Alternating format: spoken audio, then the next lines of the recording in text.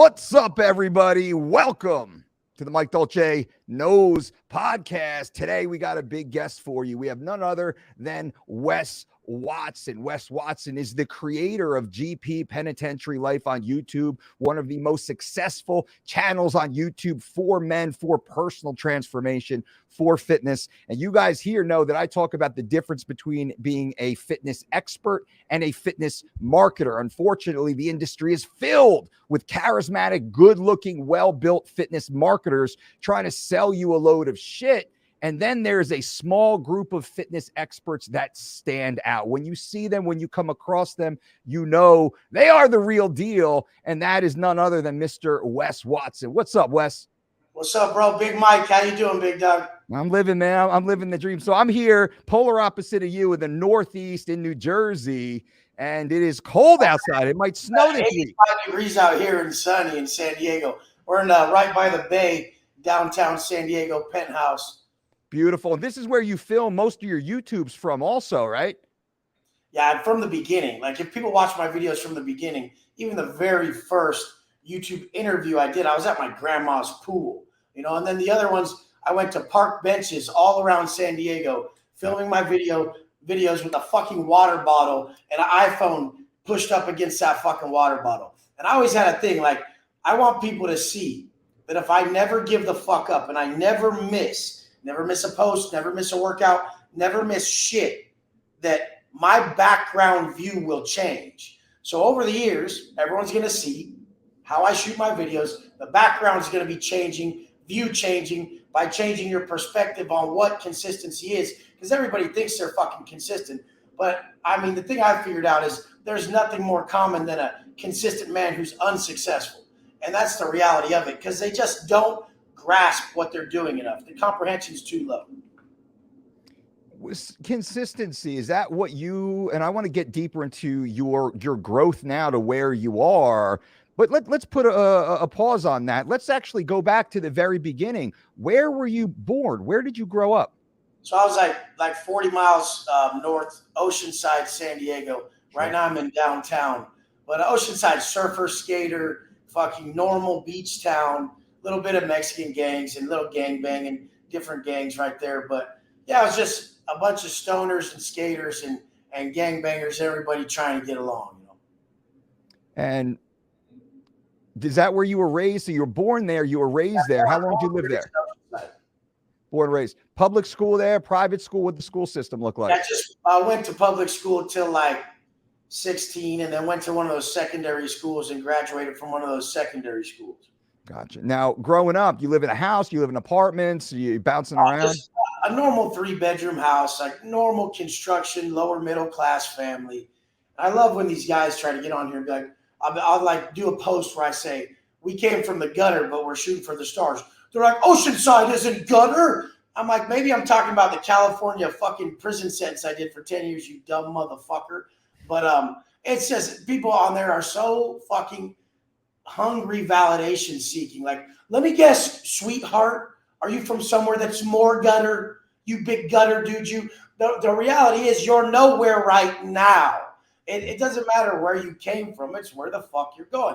But yeah, we came from a lower middle class construction. Dad was a construction worker. Mom was a hairdresser. And we struggled. We struggled each month to make bills. Normal, lower middle class, Oceanside, San Diego. Which is hard, man. Middle class is hard. It's all hard. And even, you know rich people. I know rich people. I would not trade my life for their lives. I would not trade my experience, my relationships with theirs. I've found that when you lose everything, it's easier. Like the people at the really real bottom aren't going to like what I have to say, but it's fucking easier. They're not trying to even be anything. I was in prison. I lost everything. I was able to just work on me. And it was easier at that point than juggling a bunch of shit and working on yourself. But the point is, what's easy does nothing for us anyways. So now that I'm what people would call rich, because, I'm worth some fucking millions and I have some shit and I make some good money each month. But people would think that it's easier. But let me tell you something, you guys who think it's fucking easy. Right before your biggest interview, your life's going to go to shit. Right before you have to film that YouTube, your friend's going to do something crazy. Right before you have to go do your normal daily work that takes you being a camera personality, something fucked up's going to happen all the time. And you still have to be composed and come pull it off.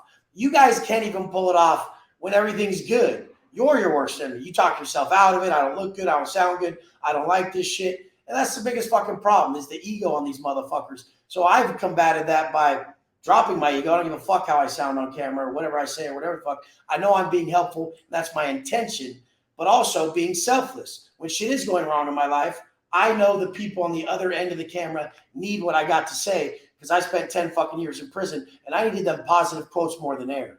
More than fucking air, bro. I was holding on to like a sentence each day. Like, please fuck. Let me find something in this fucking book, please. Like, let me find something that saves me. That's why my book is chock full of pull quotes like, adversity introduces a man to his motherfucking self, so that you can see that you're being a bitch if something's going wrong. Hey, that's you right now. When that adversity's striking, that's you, motherfucker. You're a bitch. And so my leader in my heart, when adversity strikes him, he's unfazed. Absolutely. He's emotionally intact. So the adversity, where, and just a little bit more about the upbringing, was your household, mom and dad both in the house? Mom and dad kind of grow up in a normal, relatively normal family structure? Yeah, normal, but I mean, just, normal.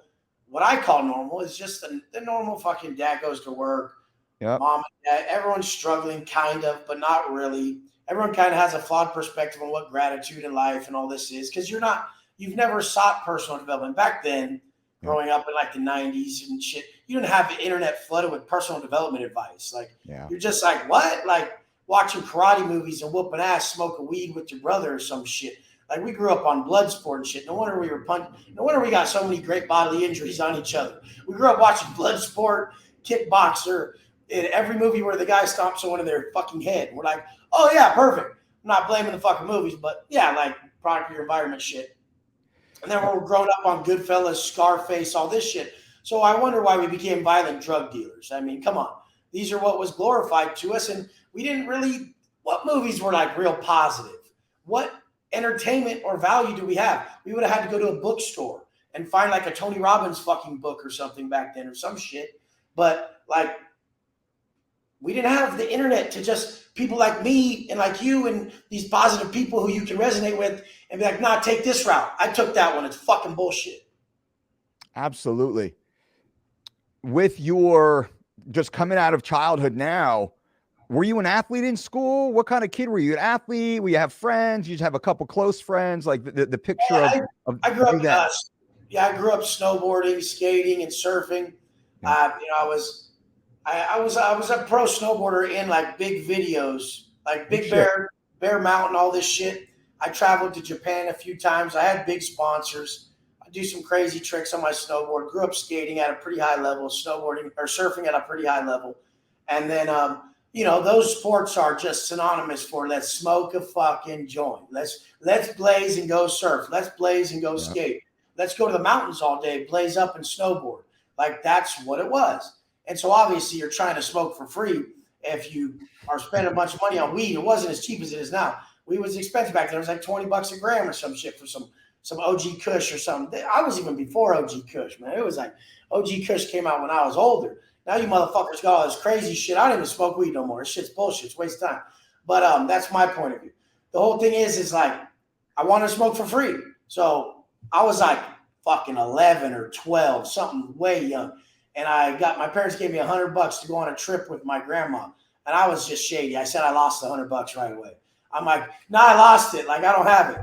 I had a plan. I was going to come back and buy a quarter ounce and flip that shit and make $140, Yep.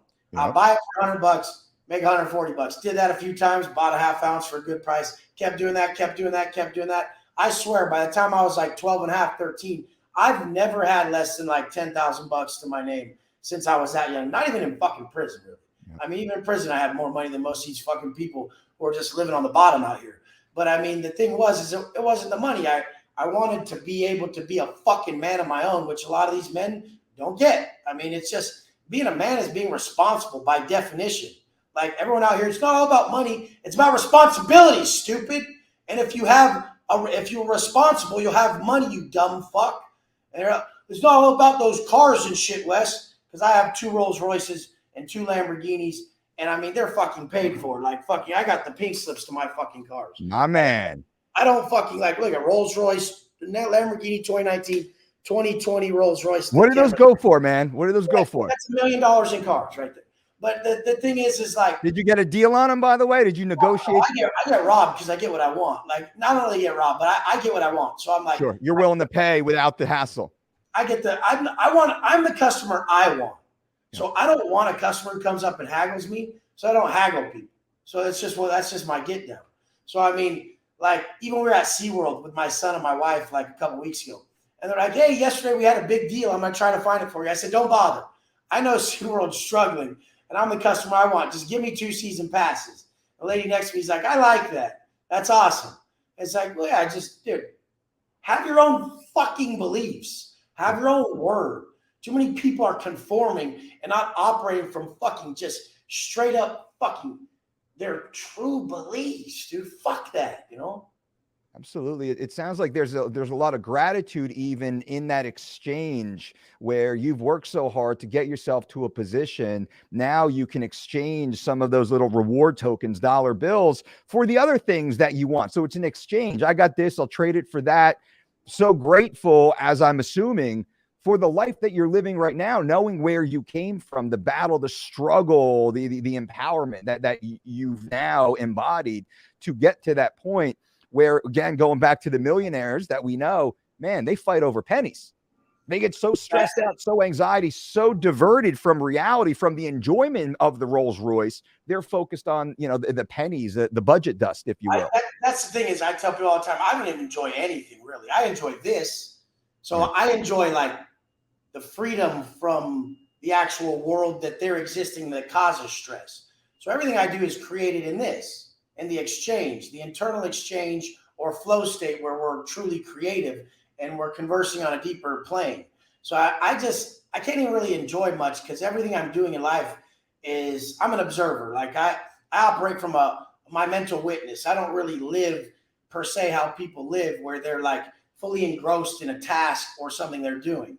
I've learned to link like pleasure with regression and discomfort with progression.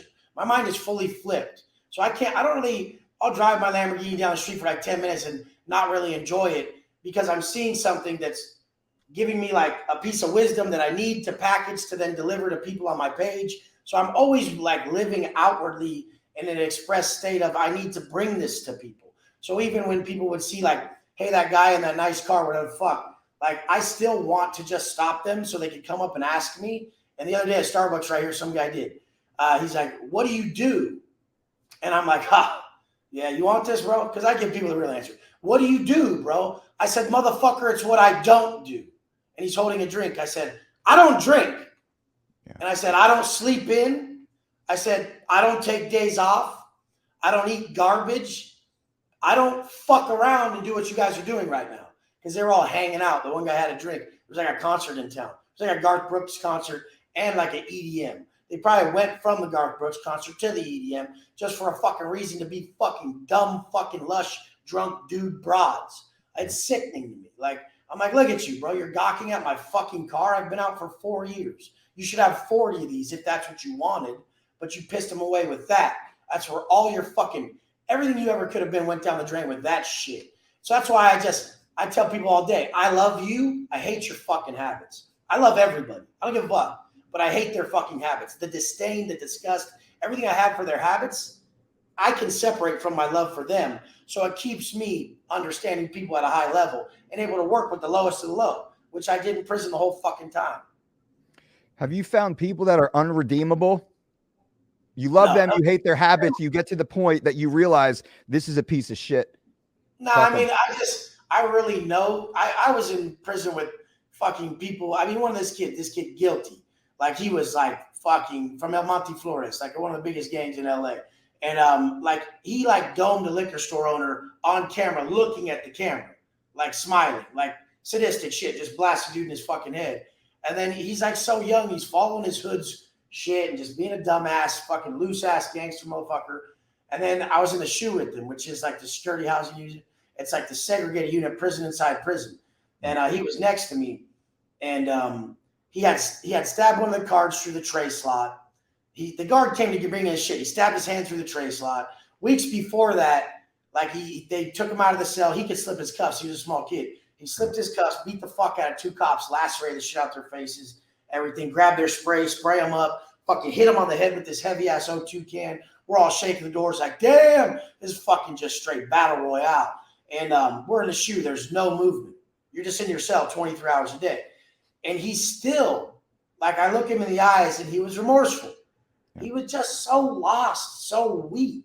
Like, he was just like, fuck, Wes, do you think I'm ever getting out? I'm like, dude, we were at like a janky shoe, and he was like going to make it to Corcoran, like where they're like Manson was and shit, like the top people, like the people who never fucking ever talk to anyone again, like straight validated, can't even get mail. And I'm like, you're on the way to Corcoran, bro. You're done. Like, you probably won't get out. You know, I don't know what happened to him, but like literally, he really had it in his eyes still, like he was sorry and he wanted to change. And you can't really judge people. Like, these guys all have devil horns on their head, faces all tatted with their numbers of their gang, their shit on their faces. And it's just like, I'm like, you're not hard, you're hurt.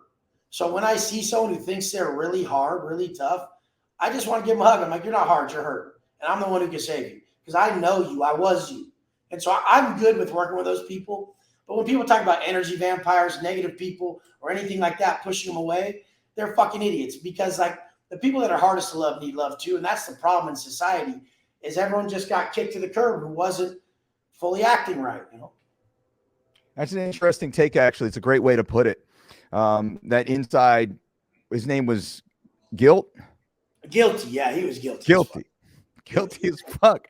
Even that, his whole persona, but you could still see in him that there was that sense of humanity. He had that. I've been around all of them, the straight killers, you know, like I was showing you my boy, I was talking about my boy's video the other day. And there's a guy from the other side of the day room in prison. Yep. There's whites, Southern Mexicans, and Paisas on one side of the day room. There's blacks, Northern Mexicans, and others, Asians, Samoans, and shit on the other side of the day room. This guy was on the other side of the day room. But sometimes in the bunk areas or whatever, you guys all talk and whatever. But I know this guy from prison, and he has this song right here.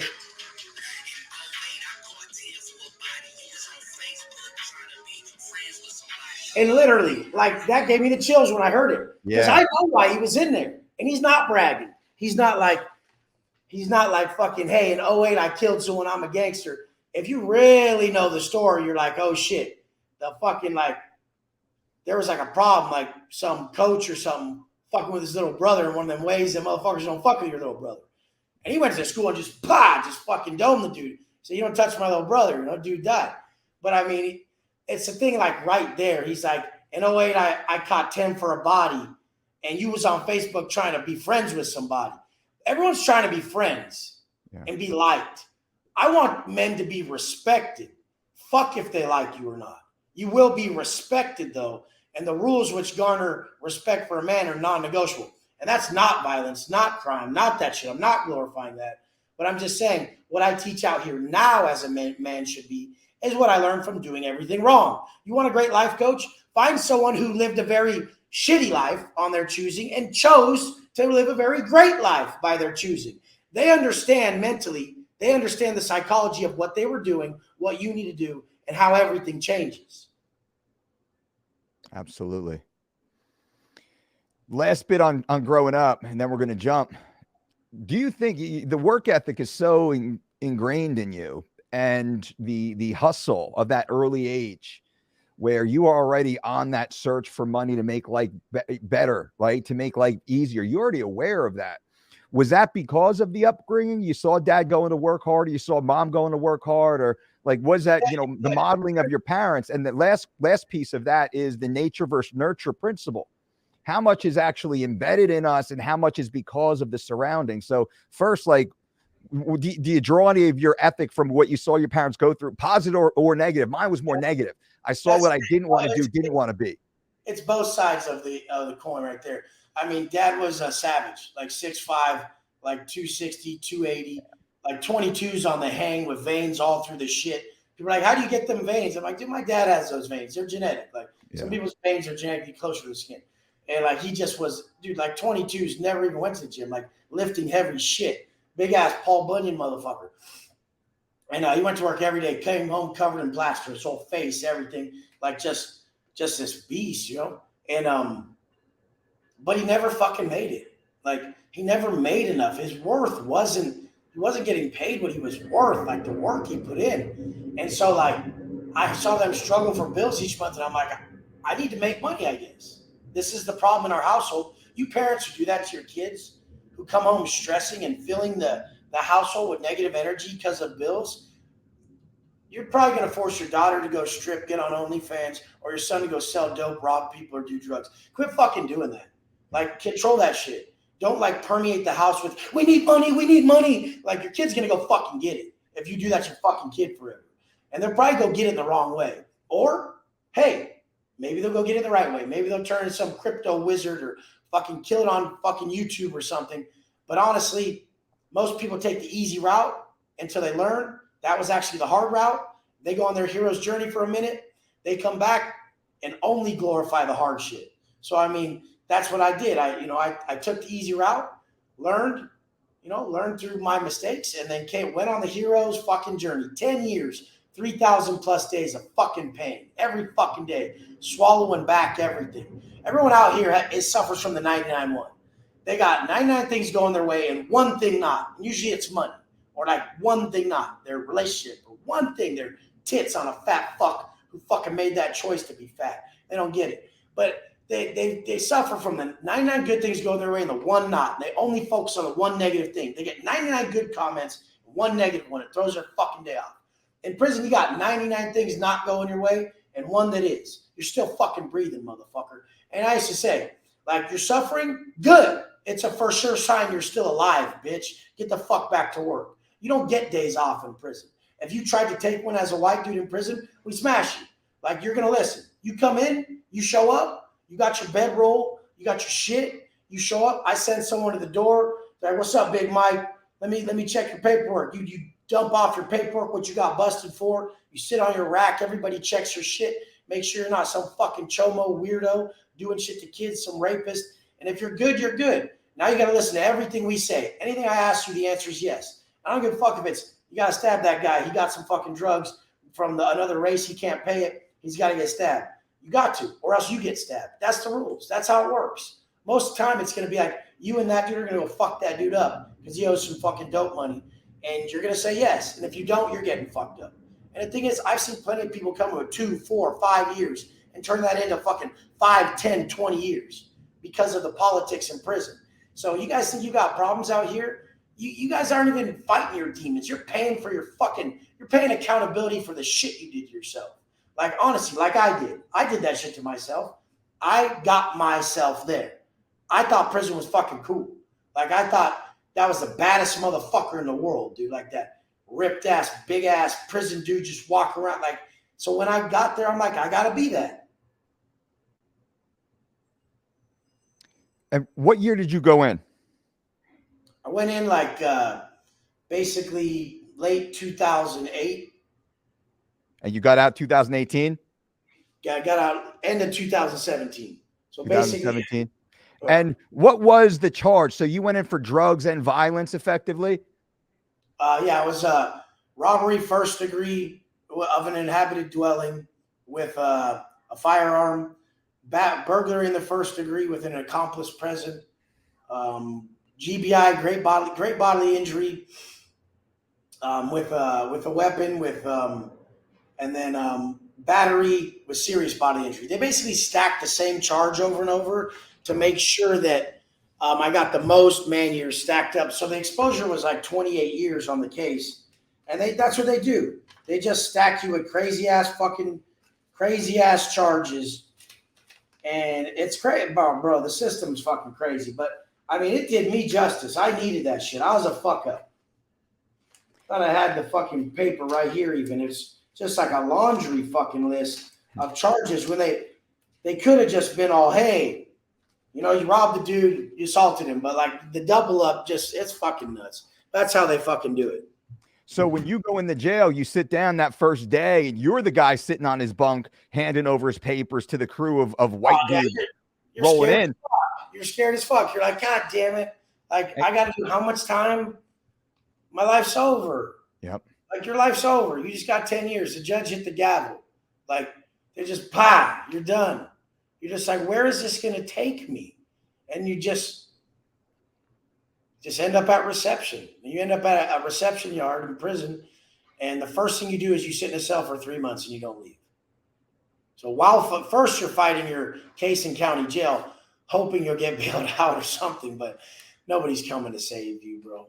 And then you end up in reception where you go straight into a cell and you sit for 3 months with a cellie with nothing coming, just the zero protein on the trays, a shitload of bread and some bullshit. And you're just like, fuck, dude, no movement for 3 to 4 months. And they pack you up one day. They just call your number. You pack all your shit up and you're going to a different yard. You show up to that different yard, you're like, holy shit, how the fuck is this going to be? You roll up, everybody's got a bunch of shit tatted on their faces. These are the worst looking people, dude, the fucking scariest motherfuckers. And you're just like, what the fuck? And that's how I shut down, like, all that apprehension that people have out here, all that weird fucking fear they have of rooms and shit. I walked in the worst fucking rooms so many fucking times that I just started seeing these worse people and getting to meet them and knowing that this is a good dude. Like, this dude ain't tripping. Like, this guy's a good dude. Like, he's not what he looks like. So I just learned to shed that. I don't even see tattoos anymore, you know? Did you get tats in jail? Were you forced to get tats in jail? I got like, you know, Dago on my stomach. That means you're a white dude from San Diego. So, I mean, that's like your car. That's your fucking license plate. And I have it huge as fuck. To get that in prison, you have to fucking have put in work for your people. You can't walk around with Dago on your stomach that fucking big and not have put in work for your people. So it's just like you roll up to a yard, I pull my shirt off, I go hit the pull up and dip bars, and everybody's like, oh shit, that's Wes Watson from Dago, because I have a WW Dago. It's just my license plate. It tells everyone who I am when I walk out. Everybody knows who I am when I go to different yards later in my prison term, because prison's a small, old place. Everything follows everyone and goes everywhere. Like, they know everything about you. And it's just, that's what it was. Like, what's up? That dude's a beast. That dude showed up. He ain't going to fucking, shit's going to change, you know? Like, I show up, I have a fucking address book full of green dot numbers that look like phone numbers, and they're all like $500. I pull off 3 of them. I go hand it to someone. I say, go give me a phone, you know? And they're just like, damn, you got it like that? Had it like that. But I mean, I was posting on Instagram my whole time in prison. And I had friends from the street literally saying, man, when a man who made $2 million last year selling real estate could look at you sitting there on your rack and sense that you're in a better place than I am, that's powerful. I had one of my friends tell me that. He's like, you're in a better place than me. And he was talking about internally. Yeah. So the whole thing is once you get your internal state correct, it'll shape your external world. Everybody out here doesn't realize they don't reflect enough on their internal state, so they project all that shit onto everyone else. And they think it's everyone else. But those that don't reflect project. And so I've just made it my life to cultivate this proper internal state that'll manifest my external world. I called all this. They told me to take my Instagram down in prison. I said, no, I'm going to use the pictures to make millions. This picture was taken in prison. This picture was taken in prison by a phone that I had, and that they told me to take the shit down. I always wonder if they're going to watch that shit and be like, fuck that. Like, you fucking snub your nose at it. No, I'm not. Yeah. Like, there's a lot of guards in there that were cool motherfuckers. Like, we were all just trying to make it. Like, people are going to have phones in every fucking prison. They're trying to talk to their fucking family. All right, man. So now you go in the prison, you serve, and I want to just fast forward through prison because GP Penitentiary life, man, that's filled with the down, deep dive and just your daily life in there and so much great information. You do a good job great job of taking real world situations and really reframing it for the average person to see. But now you go through 10 years in jail. You come out, man. Society doesn't like that. Wes Watson comes walking out day one. Society already has an opinion of who you are. So just like you told us walking in day one, now tell me about the last day walking out. You wake up that morning. What does that look like? I stuck to my program every fucking day. Like when I got out, I said, can we go to Walmart? Went to Walmart, got some protein powder. I said, can we go to the shoe store? I had $200. The system gave me a $200 check. Gate money is what they call it. Yeah. Took that $200, bought a jug of protein powder, bought a pair of Chucks, bought a gym membership. I was there the next day, the second the gym opened. I haven't missed once. So I knew that I was going to document in real time that a man can never miss again. The thing that keeps all you guys from your goals: negotiating, choosing not to go do what you got to do to be where you want to be. I've documented since the day I got out on my Instagram. I have not missed, not one fucking time. I take more pride in that than anything. I haven't slept in past 245 and coming up on 15 years now. And I take more pride in that because in all reality, if you want to get to the root of why you guys aren't where you want to be, it's that. It's that you have a plan for yourself and you don't follow through on it. I tell people, how are you going to be a good doctor? How are you going to be a good lawyer? How are you going to be that good internet guy or whatever if you suck at being you? And they're like, what do you mean? I'm like, you fucking suck at being you, bro. And they're like, how could you say that? You don't even know me. I'm like, how many things a day do you not follow through on that you want to do for you? And they're like, oh shit, I do suck at being me. Fuck yeah, you do. You meant to do this. You meant to do that. You meant to do this. You meant to do that. How many of them did you really do? All you guys wanted to work out today. How many of you guys are gonna? All you guys said, okay, tomorrow, I'm gonna eat clean tomorrow, okay? And then you still went back to the bullshit. I'm gonna quit drinking tomorrow. Like, I'm done. Like, that's your guys' biggest flaw, is that you fucking suck at being you, and you negotiate with your lesser self, and you fall victim to your fucking feelings so fucking quick, it's crazy. So how do you not do that? Structure deep core beliefs. My core beliefs are if a man sleeps in, he's a bitch. My core beliefs are if a man has to drink, it's because he's a fucking pussy. My core beliefs are that if a man is soft externally, it's because he's a soft-ass bitch internally. I can see right through you by seeing your exterior. You want to be something you're not, punk. You chose to be that. Stupid. Why the fuck does no one get that someone's actual thoughts turn into their habits? So if they look like that, they're not an asset. They're not an asset to themselves or anyone else. And the fact is the way you carry yourself and who you are, asset or liability, that bleeds into your people. And it's just fucking crazy that a fat dude who had pain from being fat his whole life, or a drunk dude who had pain from being drunk his whole life, can have his kid go fetch him a beer. The fat dude who's had pain from being fat his whole life can feed his kid shit and never understand macros. Just never even try. Like, you're supposed to look deep within and see what caused you the most pain in your fucking life. Heal that. Teach others to do the same. That's your life. That's what you're doing the rest of your fucking life. Heal inside that which caused you so much pain, then teach others to do the fucking same. We got too many teachers out here teaching shit they ain't never done. That business MBA fucking teacher who ain't even got millions. Like, it's fucking fat personal trainer. We go down the list. Absolutely.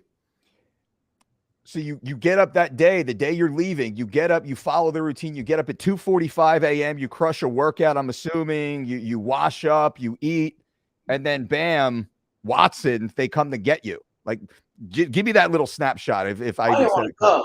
Yeah, the last day as I'm leaving, I'm like making my oatmeal. I was actually restricted carbs for like 2 weeks, like no carbs. And then I was going to carb up the day I was leaving so that when I got out, I took like a real buff pic. But I didn't realize I looked very frail, like, because there's no mirrors. So I was like, fuck it, I'm going to restrict carbs for like 2 weeks. I'm going to do a massive carb up. So I was like just still sticking to my plan. I woke up, I'm like, no, I have to have this oatmeal. It's fucking 7 o'clock. Like, I woke up at 4, I had my amino acids and this and that. And then I had, now 7, I got to eat. So I'm sitting there eating there, Watson, let's go. You're ready to go. I'm like, let me finish my fucking oatmeal. Like, I'm just so programmed. Yeah. Nobody speeds up my process. That's what you motherfuckers out here do wrong.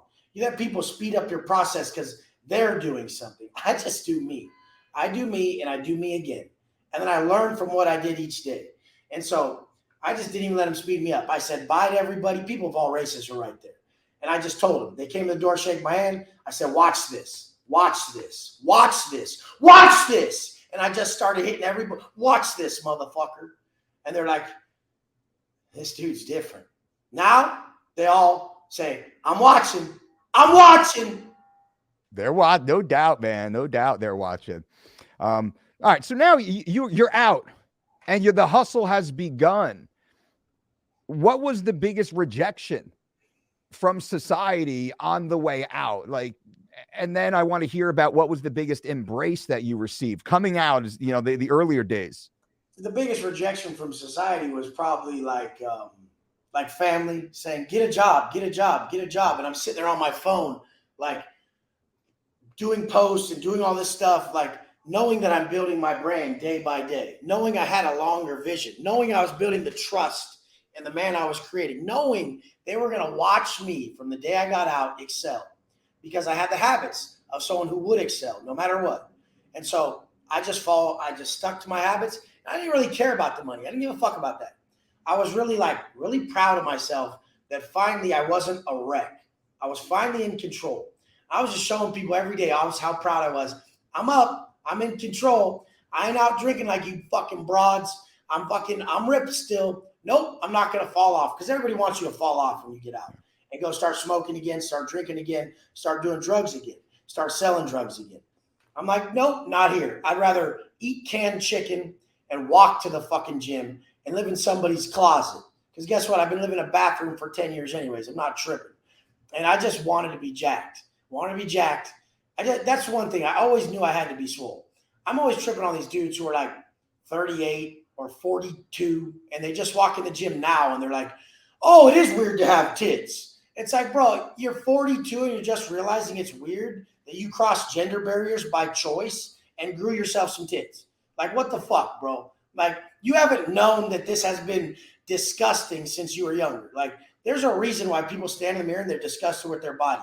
And it's not their choice. That's coming from above. You trashed your gift, bitch.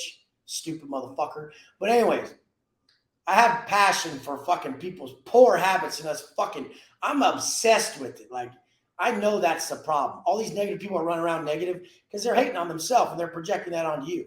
If everyone was crushing it, they'd be like, I don't got time for that. I'm killing it. I asked a real famous client of mine. I said, your parents ever fuck with you? He's like, no, they're busy. I said, got my answer. And it's just like so fucking easy. But yeah, dude, it's just, the rejection was them telling me to get a job. And I was accepted by a lot of people, because a lot of people have friends incarcerated. They've been incarcerated. So it's not the same. I even told all the people in prison who were like hiding their past, I'm like, what the fuck, you know? Now, what was your big embrace coming out? You got a little love, an opening came, somebody's perspective really changed your personal perspective. I do really. I gave everybody the core beliefs that I was running with. Like, my family brought me in. They were still how they were. You know, my parents were still living with my grandma, and they were helping me a good deal, you know, I'd pay them like as much as I could just to help out with like electricity or something. But I wasn't making shit. I was making like 800, like $3,000 a month doing online coaching, like right out the gate. Like, enough. I had a few clients. I got out, downloaded Trainerize. You had some clients that I was already talking to in prison. Like, hey, I'm going to do online training when I get out and help people with their diets and their training, because I love that. Like, dieting, macros, you guys, changed my life. It put me back in control. It gave me the discipline. It gave me the self-respect, gave me the confidence. Like, I was always kind of fat. And like, when I just shredded up a bit, now I was thick and fucking muscular. And people, you big guys out there who are like, haven't chopped the fat off you, get on my fucking program. Let's take that fat off, or hit up Mike. Let's get the fucking fat off you. And you realize you're gifted. You got some size. You're gonna look fucking good. And I mean, everybody's got a good physique in there. But it meant so much to me to get someone chopped and have them be like, dude, my life's so much better. Like, fuck, thank you. That's life saving. A fat person walks around all day going, I'm fat. It sucks. Do I look like shit from this angle? Does this shirt make me look fat? They never get to escape how fat they feel. And that's painful to me. I know their pain. I felt like that when I was a young kid, and at like 14 being fat going to school, that was more painful than doing the 10-year stretch. Like, I remember that as more painful than that. And when did your body change? Like, when you were conscious of it? Oh, yeah. I went and got the Arnold book. Like, we had to go to bookstores back then, you young motherfucker. I remember, brother. I'm probably think we're the same age, man. I said, Mom, I need the Arnold book. Big ass black and white book. I need that shit. And I was like 14. We drove down to Barnes & Noble, got the book, I just fucking digested that shit. I didn't want to wear Speedos, but I knew I wanted to be jacked like those dudes, just wearing normal clothes. Yep. I always do that. So I'm like, I want to be jacked like that. So this is what I'm going to do. I looked up to Franco, Columbu. Like, I looked up to all the Gunter, like the big dogs, the big box. I'm like, I want to be buff like a hell yeah. I always wanted to be. Whatever you guys are drawn to, that's inseparably connected to your purpose on this planet. Know that. So don't let anyone tell you that, hey, why do you like those cars? They're part of my purpose, bitch. Why you like being swole? They're part of my purpose, bitch. I'm drawn to that shit. And literally, if you're drawn to it, you guys, positive shit. You can't say, well, I'm drawn to awesome ales and they make me feel great. If you're peeing yourself at night because you're a dumb drunk bitch, it's got to be positive shit. It can't have there can be no regret after any of this shit. I never regretted crushing a gym workout. Like, holy shit, that was a waste of fucking time. Never. But the whole point is about 14, 15, I started to get that tricep going, you know? Yeah. And like, that was one of the first muscles I built. And like people were like, damn, you got a big old tricep. And once I got like one muscle, I was like, oh, I could get all of these muscles. Like, that's the thing. You guys, you lose 1 pound, you lose them all. You make $1, you can make $1 million. You just got to keep repeating the system. So, I mean, I had one muscle. Lighting's not that good. It's usually pretty shredded, but whatever the fuck. But anyway, there you go, Tommy. Don't worry. Yeah, but no, look at, I've got that one muscle that was popping, and I felt good about myself. And some people gave me recognition for it. Yep. And like every man's seeking validation. And every boy is seeking his rite of passage. This was mine. So I just started, like, whenever school was getting boring, I just see the security guard to my right. I just start running at the fence and just jump the motherfucker and walk my ass to the gym. I walked my ass like a couple miles to the gym, Vista Fitness, a long time ago in Vista. And there was like a pro bodybuilder dude there. He was so mad at me. He's like, why are you here for like 3 hours? I'm like, I don't know, bro. I'm just working out. He's like, you're here too fucking long. Like, this dude was like the typical pissed off dude who worked there, like that I was doing shit wrong. But I loved it. That's like part of where I got that I'm pissed at you for doing it wrong because I care perspective. I'll remember that dude forever. Yep. Fucking David. But it was just cool as fuck, dude. Like it just made me feel good.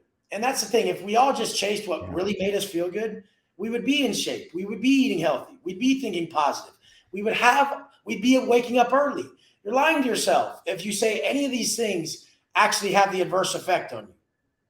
It's just your system would be really close to mine if you just said, when I do this, do I feel good? When I do this, do I feel good? And you were just honest. Everyone's just real dishonest. Like, no, not today, I don't. It's like, motherfucker, you can't. You're going to feel better once you fucking commit. But yeah, that was about 14. I started to grow some muscle. Gotcha. Now, today, what is success? You got money. It seems like you got a nice life, right? You know, kind of a lot of the worry is gone. But what is success and where is the line? Because there's a lot of people, middle class, man, they're done. They think they're done. A lot of dudes worth $10 million and they're living like they're broke. They still have that same intensity. So where's that line of success for you? My shit is honestly like the only thing I wake up to do each day purposefully is to not break character. I'm waiting for a test of some sort that's usually going to test my weaknesses. And if I don't break to that test, then that's the biggest win to me. Like the biggest wins I can have is when I'm tested and I don't break. But my business, I understand my business. If we have a slow month, I don't freak out. You have to have like a slow quarter or slow 6 months to start freaking out. Yeah. Like just slow months, whatever the fuck. But I know how to run this type of business. And the thing is, I lost everything before and I got it back. I'm the type of person who, I like the journey. I like the path. I'm not fucking tripping. I'm not scared of anything. I'm not scared of dying. I was dead in prison. Like, this is all a gift. This is all a plus. I was already fucking dead. There's no way I believed that I was going to do all this. I was just working in the moment every day in prison to escape the pain. And that's what people need to do out here. You need to show up to work out just to feel good, just to heighten that frequency, just to know that you're going to gain that PMA, that positive mental attitude. I'm very negative, always. Even if I'm walking down into my Rolls Royce, check my bank account, see multiple millions, like I'm still negative until I work out. I believe that's a gift. I believe people who are negative and choose to go act positive, they're the people who are actually manifesting what they want in life, because that negative notification is sent from above to keep you uncomfortable. because you're meant to do something really urgently. Like you're being told, hey, I'm not going to let you sit down. You better go do what works, bro. And you get up and do that workout. You're like, okay. Because a lot of people think that they're going to act their way into positive, like they're going to think their way into positive action. But you have to act your way into positive thinking. And that's where it starts. Positive act, positive thought, positive act, positive thought, positive act, positive thought, to where your frequency is so high, you only see how life is going to work out for you. Because your frequency is what you frequently see. Higher frequency is literally like great gratitude, enlightenment, love, forgiveness. All the low frequency shit is like resentment, hate, envy, all these bullshit fucking feelings. And so, I mean, in the workouts, I always find the answer. I wake up negative. I come work out. I get into flow state. I find my answer. And I exit a better person every time. What time do you work out normally?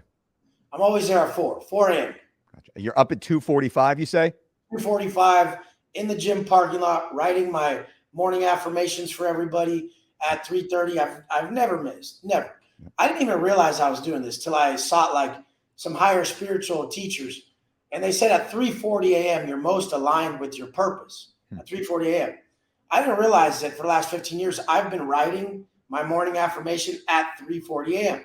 Even in prison. Wow. I would go crush my workout in prison, and then I would come sit on my rack and write in my journal my shit, my quotes, and all my stuff at 3:40 a.m. because count time was 4 o'clock.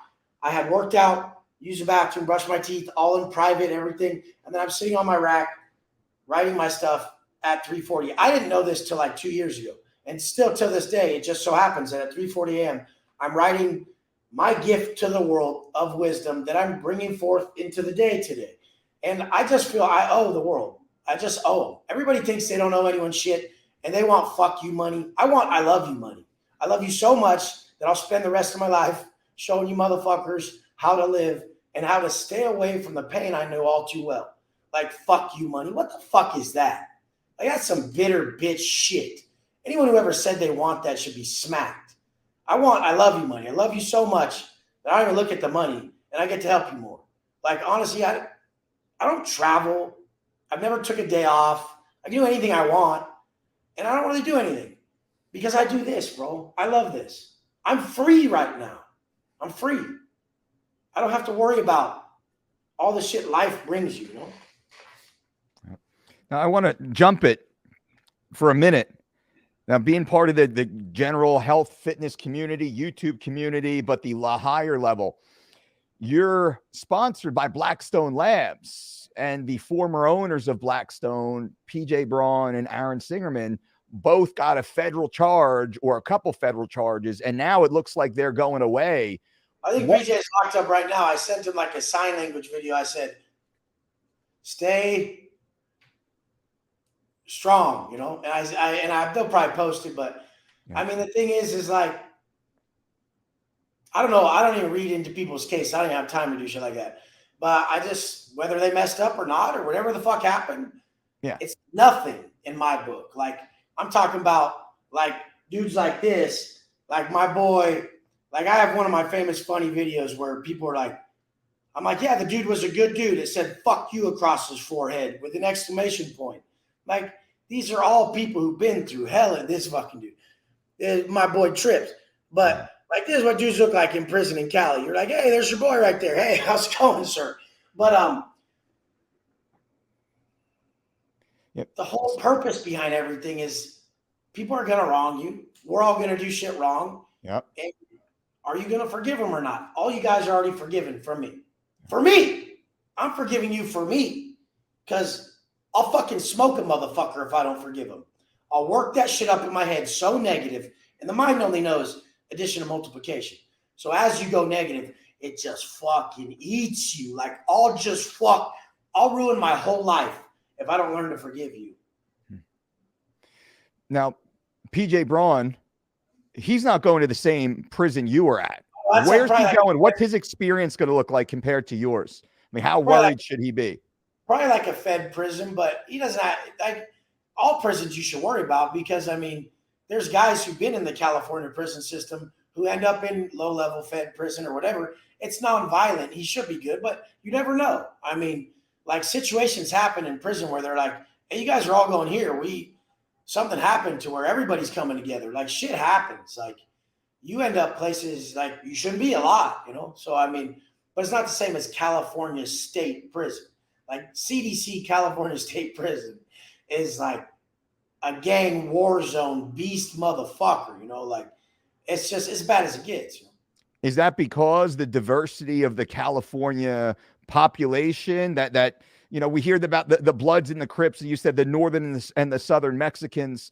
There's a lot of gang, you know, affiliation in that area, more so than maybe Montana, I'm assuming, right? Or other parts of the I country. don't know how it is in Montana, but I mean, yeah, that probably, I have no idea. So I've only done time in Cali, but Okay. in Cali prison, they send you out of state to these, like Corrections Corp of America, private prisons. So we went to Oklahoma and Arizona, but it was still a California prison, California prisoners in a different state, Huh. but they house you there. But Cali prisons, the politics are just different, and you can't shake them. Like there's nothing you can do. There's a higher up who's going to tell you what to do. And if you just land in a bad place where if they put a chomo in your cell, a child molester or a rapist or something, Yep. someone's going to slide you a piece and say, handle it. It's what it is. Like, and you're going to have to, or you're going to get fucking whacked. And then you're going to catch 7 to 10, 15, 20 more years. And you're like, fuck, this isn't my problem. And it's like, it's all of our problem. But the whole thing is if one white dude gets fucked with by another race, all the white dudes jump in. Same with every race. Yeah. You can't just beat up one person a race. The whole race jumps. So the whole thing is we all have to be accountable for each other.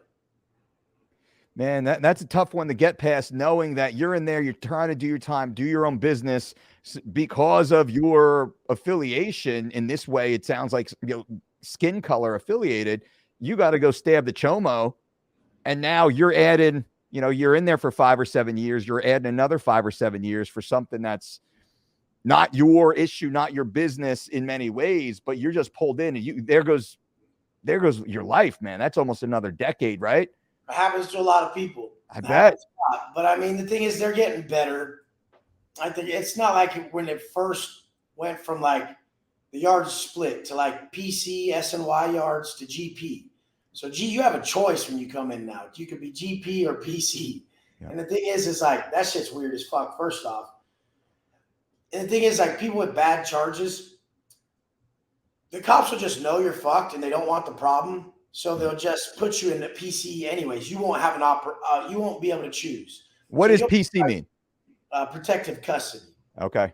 But then a lot of dropouts, like people who are in gangs, like white gangs in GP, they'll build up a big drug debt, or someone will realize they used to be a snitch or something. Something will catch wind that they're in trouble. They did something wrong. Yep. They'll just PC up. They'll go tell the guards, like, hey, these guys are going to kill me. You know, I got to go. And so now there's big gangs in the PC population. Wow. So they can clean up the business. Well, it just ends up permeating that even. I mean, it's just like everyone's going to group up in prison. That's what they know. You know, these are street. They're starting off as street gangs. They're coming to prison. That's what they know. In your opinion, what is the problem with street gangs that draw? You see these young men and women, they get tricked out as kids, single-digit kids in many areas, right? You know, by the time they're hitting 13 years old, they're already doing nasty things in many ways. It's horrendous. I believe weak men are the problem of all society. So if you want to blame that woman or that kid, you better blame that weak-ass man, because it all came from some weak-ass man who fucked everyone up. Like literally, that's what I believe. And I mean, so like having no proper rite of passage for these kids. So they go to get validation through the guys who are selling the drugs, the guys who are in the street, the guys who are there because either their dad's in jail or their dad couldn't deal with mom and he dipped. The dad's not there. So that's why for my son, it don't matter. Like he's got me like 100. Like I have a stepson who's 15 and I have a stepson who's 3. I've raised him since he was like out the womb. And the thing is like my stepson was 15. I gave him my number. I said, anything, bro, any fucking thing, I'll be there. And I pick him up in the Rolls Royce or Lamborghini or whatever. I said, you need anything, I got you, dog. Like, what's up? We talk about deeper shit that a 15-year-old, he probably don't talk about nobody, because I'm like, hey, tell me, dude, what's up? And it's fucking cool, you know? I mean, I don't give a fuck. Like, I've been What are you dad, trying to, you know? what do you think is most important to instill? Do you have a value system that you're My, instilling? my youngest son, when he wants allowance when he gets older, it's going to be, I'm be like, hey, you got this book to read all week, this self-help book. You got to get your workout done each day. Hey, did you track your macros? Hey, how was your behavior? And I'll have a stack for him at the end of the week. I don't care if he's like 7. Whenever he's ready, he's ready. And I'll pay him for personal development. I ain't paying him to fucking take out the trash. I don't want him to be a trash man. He's going to just take out the trash, but he's not going to think he's going to know that's what a man does. He don't get paid for that. He gets paid for his fucking intellect, his character, and his skill set. So I'm going to teach him that from a young age, what I know. In the 30-second, 60-second fucking finger in their chest, what do you tell young men right now who are fucking up? 20 to 50-year-old men right now that are fucking up. They want to do better, man, but they don't know what the fuck to do, and they're soft. I just tell them, like, right between the call of your conscience and the guidance of regret. Regret's your guideline. Right between the call of your conscience and the guidance of regret is the path you should walk. You ain't strong enough, motherfucker. You ain't. You're going to get broke the fuck off. You're going to come see someone like me. I'm going to be sitting there. I'm weathered. I'm a vet. Like, you're shook. I don't even care if the dude's the baddest motherfucker on the street and he's 35 right now and he rolls in. He's peeing down his leg. Nobody knows him in prison. I'm already a reg. They know me. I got a name. You're done. I'm going to make you cry. You're going to be on the phone with your girl like, babe, fuck, this is so hard. And we're going to be sitting there like, oh, dude, he's crying. He's fucking crying. And we're going to remember that was us when we first got busted. But we're not going to give a fuck. We're going to be fucking with you. It's going to be so bad. You're going to have to adjust. Like, a lot of the tough guys can't adjust because they'll mouth off and they get fucking smacked and then they'll piece you up. Or they'll just go straight to the dope. They just can't take it. So that's what people do when they can't excel in their reality, they escape reality and they go straight to the drugs. Most people in there, they'll go to the drugs quick and they'll just get turned out. Now they'll just be a product of the system. But I'm gonna tell them to drop their vices and really respect themselves, respect their family. And if you're not living up to your highest potential, you're disrespecting everybody who loves you. If you're not working every day to be your best, you're disrespecting everybody who loves you. Well, I think that lends itself well to talk about your book, Non Negotiable. And a lot of this is covered inside the book. So what was the goal for writing this and who's the primary reader, would you say? That book was what I needed when I was in my cell. So everybody out here is in a negative ass space in their cell, in their self-manufactured prison of hell because their perspective's so fucked and they're choosing to exist at a low frequency, which is massively ungrateful. And it's causing them to have an altered perception of reality that their life isn't amazing. Their life is fucking amazing. They're breathing. They have every opportunity in the fucking world. But this book was meant to just bust open, find a quote that checks your negative ass self. It's a very easy read that will put your mind in a positive place. And for me, books are meant to be read while you're doing push-ups or burpees. So I put the fucking book there when I'm feeling negative and life is kicking my ass and I go hit the fucking floor. So I just start doing push-ups and then grab a good quote. Look at attaching proper intention to your vision is the game changer. So I'm doing the push-ups and I'm like, hell yeah, my intention of being swole is to be a solid father, a good man, all this, not some playboy bitch who just wants to go womanize, be a real man, because that's aligned with what I really want, a loving wife, a loving wife and a loving life. I mean, attaching intention. Plenty of people could go get jacked, ripped, and buff, fuck their life way off because their intention was way off. It wasn't morally correct. People are like, literally, you have two choices, conformity or morality. Like, what are you choosing? Conformity is doing what you want and following everybody else. Morality is doing what's right, no matter what everyone else is fucking doing. That's what I came out and did. They're like, hey, Wes, let's go have a beer. I said, that's for bitches, fool. They're like, damn, okay. I tell everybody, like, some shit that they don't want to hear. I don't conform. And I've got a lot of people to say, hey, That is a bitch shit. When I'm hungover, I do feel like a bitch. Holy shit. Yeah, now that I listen to my conscience, it is telling me to quit. I am better than this. So that's what it is for me. And also, I think what kicked it off, how I found you years ago, is GP Penitentiary Life on YouTube. You have over 400,000 subscribers and growing rapidly. I mean, tens of millions, probably knocking on 100 million total views, which is incredible. And the messages, I mean, short, 5 to 10 minute videos here, very direct, very focused, very clear, very actionable. I mean, this suits your personality so well, the way you come across, the energy, the information, the true love that you have, because, man, that transcends. I can feel it. You're big, scary, looking, tough guy. I can't even breathe. I love everybody's life so much. Yep. I can't even believe they were wasted today. Like, they all want more. You got to be more, motherfucker. If you want more, it's all out there. You got to be more. You got to be undeniable. Like, the only way I got people to listen to me in the system was to guest forward them, was to put in more work for them to watch me. I mean, too many people don't realize we're all watching. And they posted that one day that they're going to kill it. And the next day they weren't fucking there. My whole goal was to be the man who said he was going to do something, and you never saw him not do it. The man I needed held his word, no matter how he fucking felt. And that's what I was here to show, that, hey, you guys got someone you can trust. I'll never miss. And I'm doing it for you. I don't have to do it anymore. I don't have to get up that early. I don't have to do all that shit. You always ask me, Wes, why 2:45? Wes, why do you work out at 4 a.m. at the same gym as 4 p.m.? I say, bro, they're like, what do you get from that? I said, it's not what I get. It's what I get rid of. I get rid of all that negativity very early in the morning so I can bring my best self to this podcast, my posts online, my wife, my son. I know myself. If I'm feeling slightly negative and someone comes at me, I'm going to fuck them off. And I have to get myself right to face the world, get my direct aim for the day through my morning process so I can auto-suggest to myself what I'm going to do if something comes my way.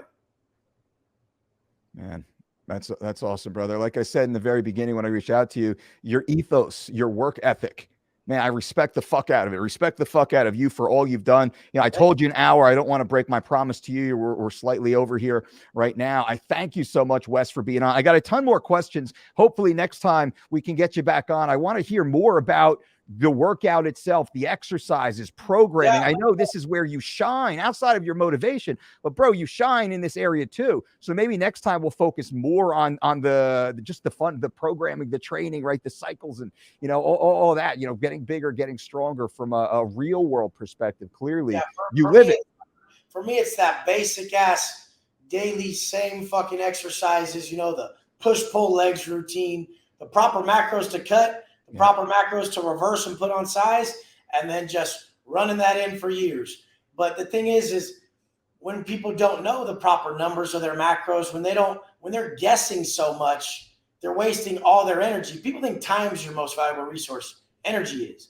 Everybody's wasting so much energy with negotiating or not knowing or second guessing that they don't end up even using their time correctly because they waste all their energy fucking thinking negatively about what they have to do to where they don't even do it. So the thing is energy is. And I'm down. Let's do it again, bro. I fucking love this shit. This shit makes my life. Brother, man, you're awesome, man. I really appreciate you being here, Wes. Everyone, they can go to weswatson.com to go to your website, start here. Of course, on Amazon, they need to check out your book. YouTube, of course. I mean, you're here, you're everywhere. Instagram at Wes or Watson_fit. I'll put links below these videos so people can find out how to get to you. I'm sure they already know you though, Wes. Brother, thank you once again for being here. Really, really, it means a lot to me. I appreciate you, my man. Big Mike, that shit was awesome. Thank you, bro. All right, brother. Wes, we'll be in touch soon, man. Cool. You have a good one, bro. Okay, you too.